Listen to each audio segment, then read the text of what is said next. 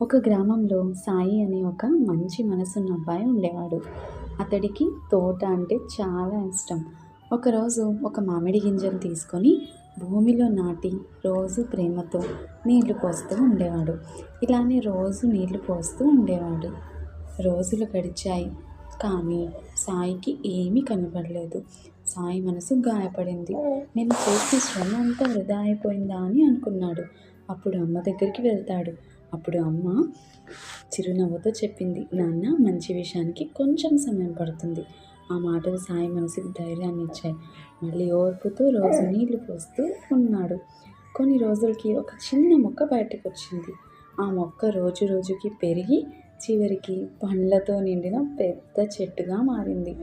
సాయి ముఖంలో ఒక్కసారిగా చిరునవ్వు వికసించింది. నీతి: ఓర్పుతో చేసిన శ్రమ ఎప్పుడు మధురమైన ఫలితాన్ని